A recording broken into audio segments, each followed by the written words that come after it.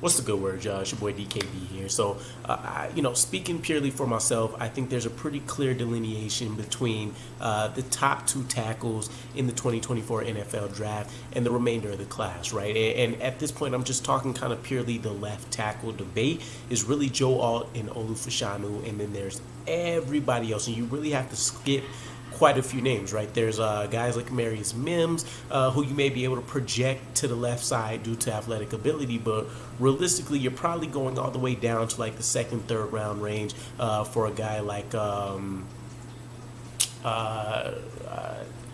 what is it? Jake Paul, I think, out of Houston is the name I'm trying to recall here.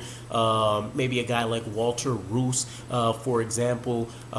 Maybe a Tyler Guyton with his athletic ability. But nonetheless, I think a lot of us, if Joe Alt and Fashanu were off the board, and you're assuming the big three at the wide receiver position is off the board as well, you're looking for a trade back. And to me, even if you have a Rome Odunze, for example, or a Malik Neighbors sitting there at 10, I think you still realistically have to look at trading back. Now, what a lot of people are kind of assuming, and I feel like this is the assumption out there, is that we're going to get a second round pick if we trade back, right? Whether that is that's our line in the sand, or if that's just the kind of highly optimistic approach. It's probably unrealistic, right? There's been some reports out there that there's a range, right? When you want to talk about just lining up the trade value chart for how many points are associated to each particular drafting slot, for the Jets to just go back a handful of positions, right? You take a look at the teams behind us. We have the Vikings, we have the Broncos, we have the Raiders. All of those guys are in position to look for a new starter at quarterback, potentially regardless of what happens in free agency, right? It's time to start kind of looking to the future for a lot of those guys. Maybe a quarterback tax can help the Jets out in that case, where we can squeeze out a second round draft pick. But there's been some rumors out there that Joe Douglas is very comfortable sitting at number 10 in the first round and then waiting all the way into the third round if he needs to go ahead and try to find another starter, ideally at the wide receiver spot if we do go offensive line early. But just going off the basis of, let's look at picks 11 through 13 if we wanted to trade back there. You talk about J.J. McCarthy. He's done everything to be able to boost up his draft stock during the combine and even leading up to then before, without any practices, without seeing any additional throwing or anything.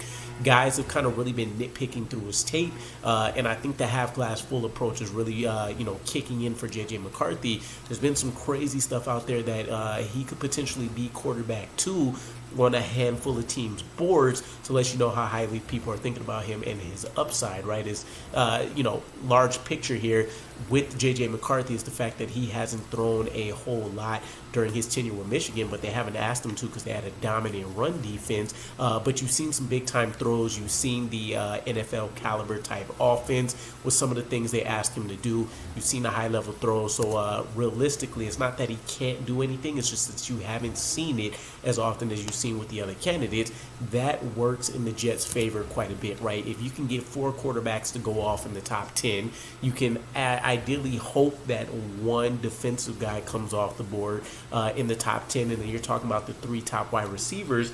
That pencils you in for a slide for either Joe Alt or Olu Fashanu, or potentially both, and you get your pick of the litter, and you can really see what the preference for Joe Douglas is.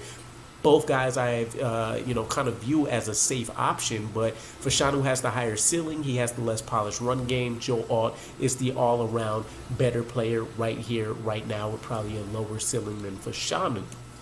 Can't really go wrong if you have your choice between those two guys. But assuming they're off the board, you take a look at 11 through 13, you get anywhere from a mid-4th round pick if you slide back one spot to a late 3rd if you slide back to 12, and then a mid-3rd round pick if you go to pick 13, which would be 3 slots later. Again, the thinking here is that if J.J. McCarthy is still available at 10, you can kind of apply that luxury quarterback tax to whatever trade compensation that you guys are talking about.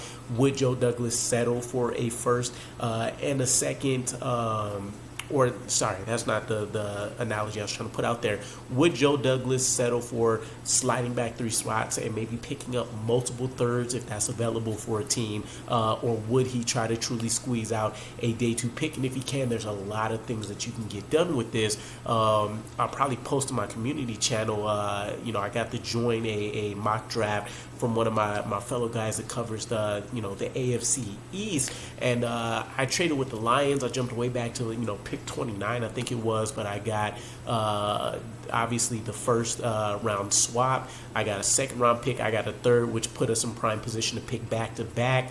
I think I got an additional fourth. If not, I got like a future 2 and a 3, something crazy like that. Nonetheless, that probably won't happen with the New York Jets, but just sliding back those 3 picks, you may potentially lose out on an Alt or Fashanu if only one of those guys are available. But if some of the early rumors that we really love, Talisa Fuaga is there, you take a look at the rest of those guys, J.C. Latham, Tyler Guyton that's out there.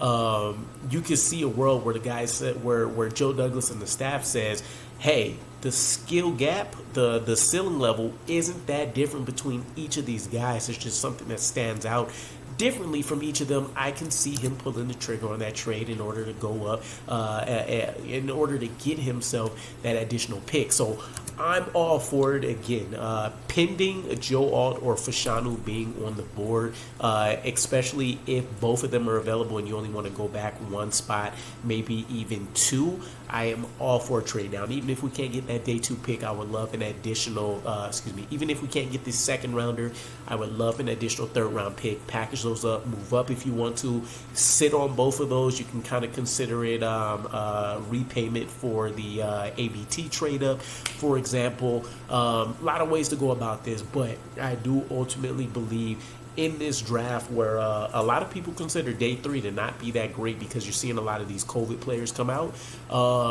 Take advantage. Take advantage of the day 1, day 2 selections if you can get them. Let me know what you guys think, though, and I'll catch you again. Peace.